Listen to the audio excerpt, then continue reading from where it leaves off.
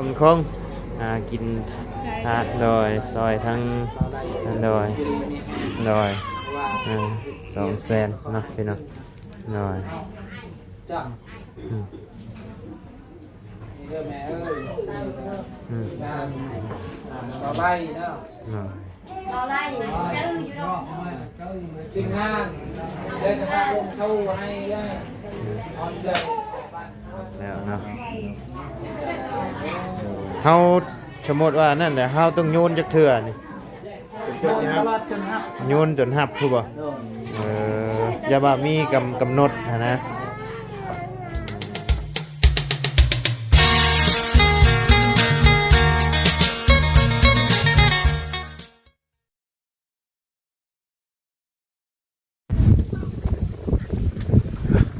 พี่น้องโอ้ยเนาะเปิดภาพมาตอนนี้กันข่าวเศร้าเนาะพี่น้องเลยข่าวเศร้าอีกแล้วเนาะพี่น้องเลยคือเมื่อวานนี่ทางบัวไลก็ได้เข้ามาหาทางแม่เบาบุญคงเพิ่นเนาะพี่น้องเลยตื่นเช้ามาเพราะว่าเพิ่นได้จากไปแล้วเนาะพี่น้องเลยจะแสดงความเสียใจนำทางครอบครัวเพิ่นทางว่าบุญคงนำเนาะพี่น้องเลยที่ได้สูญเสียคนสำคัญไปเนาะพี่น้องเอาก่อนอื่นกับทักทายสบายดีเด้อเนาะพ่อแม่พี่น้อง FC เบิร์ดผู้สู่คนเนาะบ่ว่าอยู่ในและต่างประเทศก็ยินดีต้อนรับเข้าสู่ช่องอะไรคือเก้าเนาะพี่น้องเจอกันอยู่นี่แหละพี่น้องอยู่เพื่อนบ่าวบุญคงมาแสดงความเสียใจนำบ่าวบุญคงเพิ่นก้อนเนาะพี่น้องเลยไปเดี๋ยวเข้าไปหาทั้งบ่าวบุญคงเพิ่นกันเลยเนาะพี่น้องเลย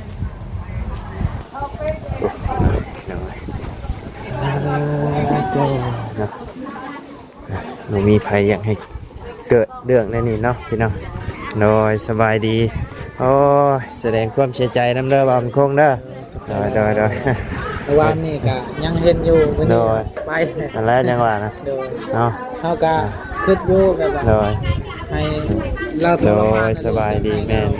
โดยให้เราไปแบบนั้นโดยประกาศบทสีบทเจ็บบทปวดแล้วเนาะเป็นไปดีแล้วนักแต่ว่านี่แหละนักแสดงความเสียใจน้ำเด้อน้องชายเด้อโดยเพิ่นจากไปจังโมง4 โมงเช้าเนาะ4 โมงใกล้8 นาทีอ๋ออายุจักปีมัน60ปลายปี10ปลายนี่อ๋อฮอดบ่ประมาณ67 68อ๋อประมาณนี้บ่ได้เท่าเลยว่าโดยเอื้อยขอแม่ตู้ของเบาแล้วหันกะแม่ตู้เบาแล้วเท่ากว่าแม่ตู้เฮาเพิ่นก็โดยพญาบ่ได้เป็นพญาเพิ่นก็คือว่าเพิ่นแต่เฮาธรรมชาติแม่นเกิดแก่เจ็บตายพี่น้องเอ้ยถึงบ่จากเป็นชักมือก็ต้องถึงบ่จากเป็นก็ต้องจากตายคนเฮาบ่เชื่อเลยเดี๋ยวนี้เฮาก็ยังงงอยู่ว่าไม่ตู้เชื่อแต่บ่ได้เชื่อเอาเด็กๆเนาะเดี๋ยวเฮามันก็ชินเองไปสบายดีเด้อพี่น้องเด้อเด้อที่แสดงความเสียใจเสียใจน้ำเนาะได้สิเนาะจะเกิดขึ้นได้คือทางประตูนขึ้นมาวันนี้กับโดยไล่เห็นแต่ว่าคือชีบอลอดไม่ใช่กันเราก็นักเลยเราก็คือเอาว่าเลยเราไปอยู่นะเบิ้งเพื่อนเบิ้งชานของน้องชัยนี่แหละโดย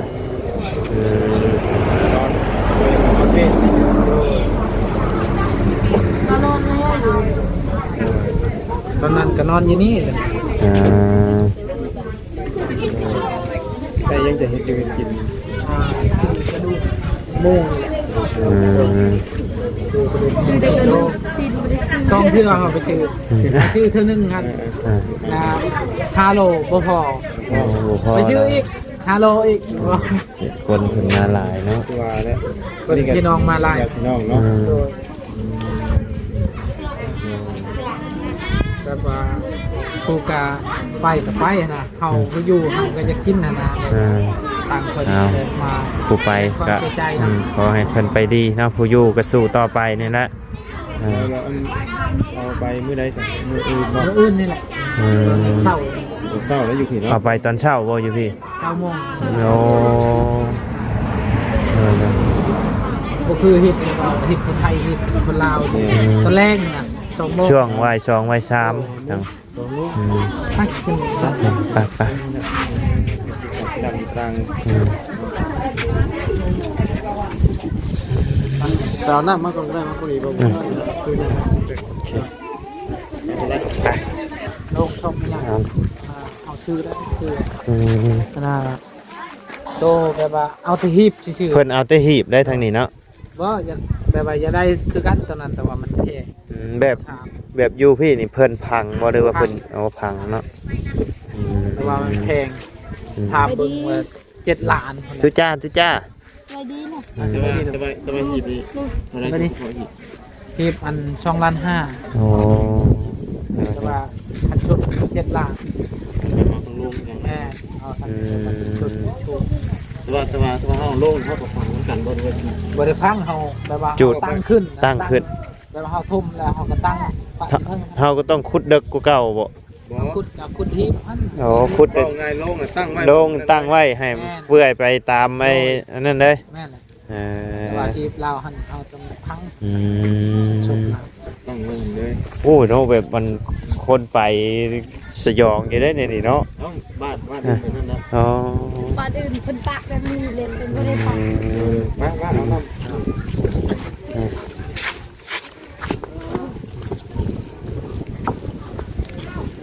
ทางบุญชื่อน้ำมากเนาะพี่น้องเลยเดี๋ยวดื่มน้ำดื่มหยังไปก่อนเดี๋ยวเข้ามาเลยเนาะแกงกระดูกหมูโอ้แก้วเราเป็นตาย่านนี่เนาะ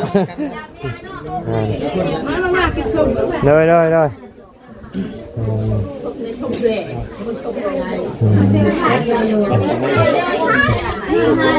เพิ่นเอาแต่หีบนี่เนาะ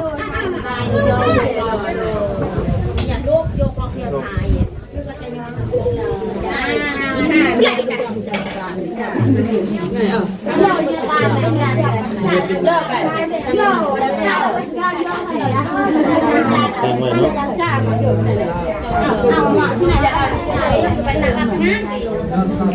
แม่ไก่โฉมเรื่องอาจารย์เรื่องไปไหนอยู่ อันนี้เขา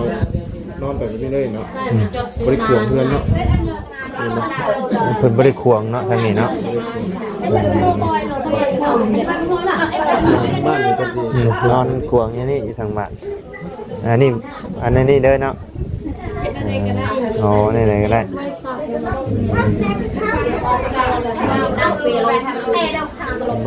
บ้านเป็นคือเพื่อนเพื่อน แม่น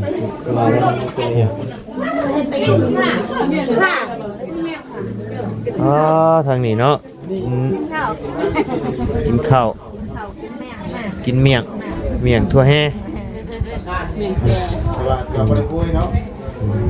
บ้านเป็นคุยเนาะ เล่นค่ะ กิน ไม่เท่าตายเลย อืม เย้โดยใช้ตัวนี้ พอใส่นะฮะ มาจับมา เออแต่ว่ามีเข่ามาอย่างมีอย่างมาคือกันเนาะอยู่พี่กัน ประชาน อืม ผมมีหมูบ่อไหนยังไง โดน จำแบบกันเรียบเลย โดนแบบว่าให้เราเนี่ยนะติดก่อน ไปช่วยเลยเนาะ คืออยู่ทางนี้เพิ่นบ่ได้ใต้ทูบใต้เทียนคือศาสนาเขาเนาะ เป็นว่าคิวนะ ฮะ ใต้ใกล้กันบ่ใต้ใกล้กันดิ โดน อืม ได้ได้ แต่ แต่อยู่บ้านนี่ตั้งทูบตั้งเทียมรถพื้นเลย เพิ่นบ่ให้ทูบให้เทียนรับเลยได้อยู่ทางบ้าน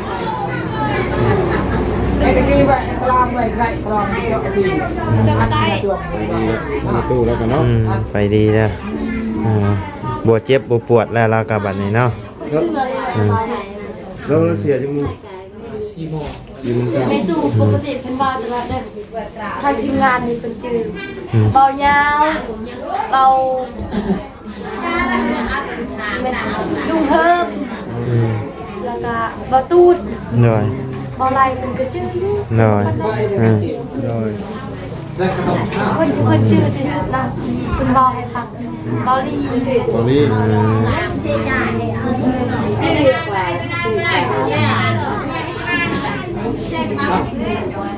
จัง เบายาวเนี่ยจืดสุดเลยเบายาว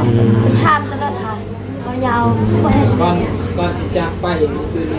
ออะไรมา เรื่องที่ว่าทางคอยกับเอาแบบไปหาเงินนะเรียกให้เดือนใส่เงินเอาคนที่ดูจะกินนะ หน่อย แล้วเพิ่นก็โฮมไว้เฮาก็บ่ได้ฮู้แล้วเพิ่นสิ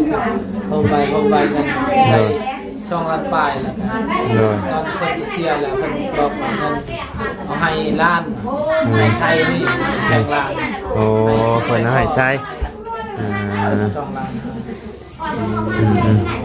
เขาไปซื้อกินได้โฮมไว้ ก่อนเป็นเสียผมแล้วยังใครอยู่ร้านใหญ่เลยตายไปผมทอดมันได้คนละหน่อยแต่เป็นเห็นน้องเขาเป็นใส่เสื้อแบบไม่ได้ใส่เสื้อกันยาวนะคนละ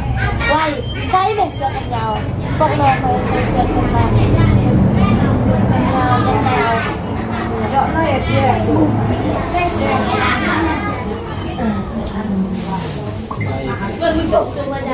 แพงล้านนะเราไม่ว่าเราเอาแต่น้อยนะใส่กันนะเราเรียนแต่แม่เพิ่นเสียไปไม่ตู้คนหน้าเรียน หน่อย คือเอานี่ก็คือว่าแล้วเอากันหาเงินหาค่ำนะ หน่อย เนาะในการไหนเราไปดีเนาะไปเกิดภูมิที่ดีกันได้บ้างเจ็บปวดได้ตัวเด้อเนาะ ก็ยังเป็นเสื้อดีบรรยากาศ นี่ใส่เสื้อหรอกเนาะมาอยู่น้ำมือเนี่ยมากินจุดทานแล้วเอาเขากินอยู่กินทานด้วยกินอยู่กินทานกันไปหน่อย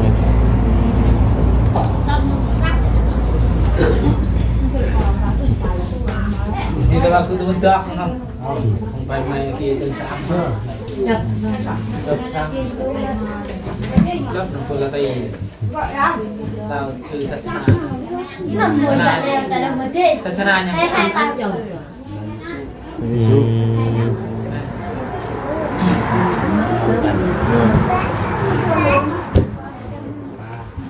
ป้า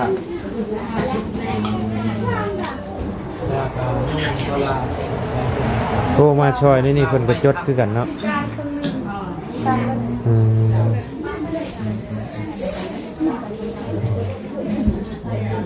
อยู่พี่กับมีเงินประกันภัยกันปะ ก็มี บ่มีบ่ เดี๋ยวว่าคือแบบว่าอยู่ในบ้านเนี่ยว่าคือเอามีคนตายเนาะคือในตู้เนี่ยนะแต่คือเฮาเนี่ยเฮาก็ต้องเสียนะแต่เพื่อน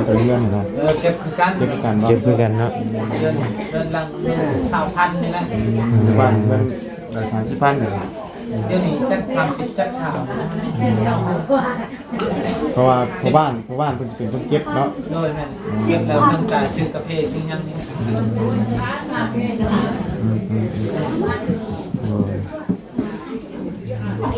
อันนี้เขาไปสีดอันยาชุดนี้ แม่ แม่ แม่เพิ่นสิทางแม่เพิ่นมันกัน เฉพาะค่าหีดนี่2 ล้านเลยก็ กันมา 2 ล้านน่ะ แต่ว่าคันสุดนี่ก็เป็นล้านยาแล้ว เพราะว่าส่วนหลายเขาก็มีแต่ฟังเนี่ยเนาะ โดยแม่ คือกันบ้านนี่เป็นเขาอย่างเดียว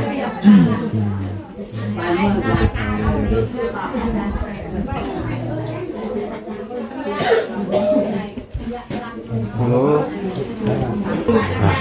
พี่น้อง ง่ายคือเป็นตัวเดียว แบบเรียบง่ายเรียบง่ายอย่างเลยเนาะปีนี้ทางนี้อ่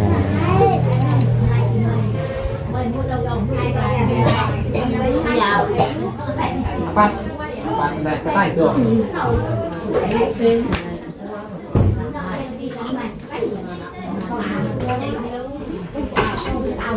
บ่ได้จักหยังอันนี้เนาะ ยังเลย บ่ฮู้หยังเลยอันนี้ นี่ อืม ยะ อืม ยะ อืมโอ้ ยะ เจ้าจะให้เพิ่นขึ้นเด้อย ะ อืมอืมจักหยัง เมื่อกี้นี่เพิ่นสิใส่ลงอยู่ในตู้เพิ่นก็ขึ้นเพิ่นอยู่นี่แหละค่ะในตู้ อืมจักจังดอกนี่ นี่กระดิบนี่ อืม กระดิบนี่ไม่ดีไม่ทันนี่ก็ในตู้เอาแต่น้อย อืม อย่าเอ้ยแต่ อืม ใส่เล็ก เดี๋ยวกินทานน้ำในตู้เพิ่นก่อนเนาะ จุดทูบบ้างนะร้านน้อย ตามค่ะ หลานน้อยบ่ฮู้หยังหลานน้อยอืม เอาคนก็ให้เครียดเอาเครียดอ่ะนั่งเครียดนอนเครียด อืมนอน เครียดเลยเครียดเลยเครียดเลย เจ็ดบ่ อืม ได้ ทางนี้ก็มันนั่น ประมาณ10โมงบ่มื้อจะ 9 โมง 9โมงวันเสาร์นี่เนาะ เกือบ8 โมง แบบทางนี้เอาไปแล้วก็คือบ่ได้มีเฮ็ดบุญเฮ็ดหยังนำเด้อบ่บ่มีเนาะ มีแต่ว่าตายแล้วก็แล้วเนาะ ไปแล้วก็มัดคัดมัดควัน3 มือ อืม กะว่าโดนคนละจากเป็นปีคนละจึงเห็นบุญนะ อืม เขามีงานบุญ เนาะ มื้อนี้นี่เฮาไปขุดคุ้มถาบ่ว่าจังได๋ อื่น ไปขุดแล้วบ่อ่า ใจปีบ่ได้ปีอุดตรงมือพี่แอบอุดอยู่มงลงแม่เฮาก็สิไปเบิ่งคือกันใส่ ไก่ลงเมย์จะบ่ ใกล้ๆเลย อืมเพิ่นไปแล้วบ่เดี๋ยวนี้ ขุดแล้ว อ๋อ บ่ ที่มันเพิ่นมาแล้วมาแล้ว อืม เพราะว่ามื้ออื่นไปแล้วมันทางไปกันแล้วเลยเนาะ สบายเนาะซะเดี๋ยวสิคอยทั้งว่าบุญคงเพิ่นก่อนเนาะเด้อว่าบุญคงกินทานโดยซอยทั้งโดย200,000เนาะพี่น้องโดย จัง อืม เด้อแม่เอ้ย อืม งานต่อไปเนาะ โดย เอาไล่จื้ออยู่ เนาะทีมงานเดี๋ยวจะทำวงโชว์ให้ได้ออนเดือนบ้านทวดแม่มุดได้อยากขึ้นประช่องแช่งทานให้รอบเลยประช่องแช่หรือรอบ โอ้ยเป็นโยนยังเลย เอา บอกเด้ เอาเป็นโยนบอกบอก แม่โยนคันมันปีนแบบตัวนี้ผ้าตัวนี้กบมาทับ อ๋อ ตามหิบข้อง อ๋ออันนี้คือเพิ่นหาผู้หรือว่าใช่แบบนี้อ๋อลืมเบิ่งเมื่อกี้นี่เนาะเห็นไหมทำมันเฮ็ดแบบนี้แต่มันห้ามทำมันเฮ็ดแบบนี้ตลอดมันห้าม ขึ้นข้างใดขึ้น2ข้างแม่นบ่ฮับเนาะ โดยไม่เลย คันว่าข้างหนึงขึ้นแบบหนึงข้างหนึงขึ้นอีกแบบหนึงนะครับบ่ ถ่ายหน้า ครับ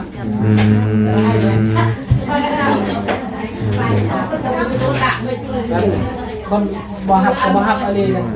นี่คือหนึ่งบ่ฮับเด้อ แล้วบ่ครับ 4-5 เทื่อก็บ่ฮับจนเฮาว่าคันเจ้าบ่อยากได้เงินเราก็เจ้าฮับเราจึงฮับแล้วเราก็บ่ฮับ เอาบ่ได้ทานน้ำแสงแล้ว ปลาบุญ มาเป็นบ้านป้าเรื่องประชาต้องเป็นตลาดวันใหม่คนบ้านพระแชนเดิล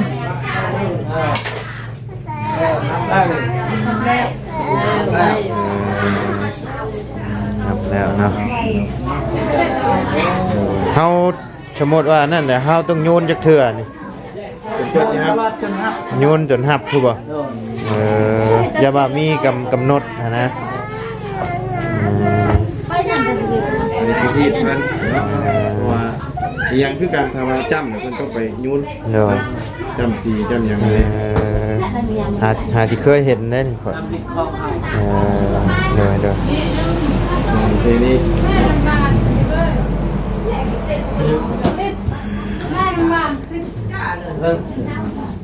คนมากินอยู่กินทานกันมาเรื่อยๆเนาะสู้ๆเนาะอยู่ในนั้นก็ต้องมีจุดนี้ฮอดจุดนี้เนาะ แมน ทุกคน มีพบต้องมีจัก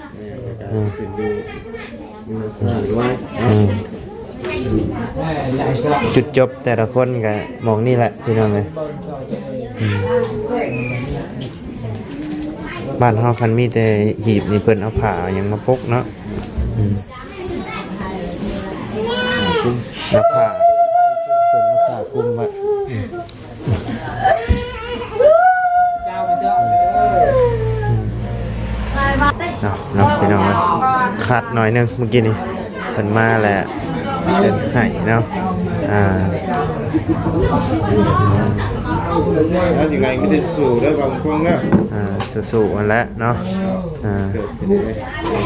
แสดงความเสียใจน้ำอีกเทื่อนึงเนาะ ดีใจกันเลยก็เป็นเพลงอ่ะจะลุกทุ่งแรงลบอะไรเลยลบ จบไปมากินทาน อยู่ที่นี่เพิ่นจดเนาะ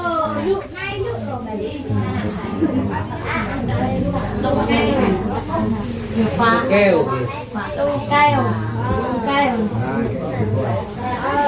แขกคนก็กำลังทยอยมาเนาะพี่น้อง ไปตั้งแต่9 โมง 8 โมงระหว่าง10 โมง ยัน ดูไทยในพระนาม บ่ทันเนาะเฮาเนาะ ที่พระนาม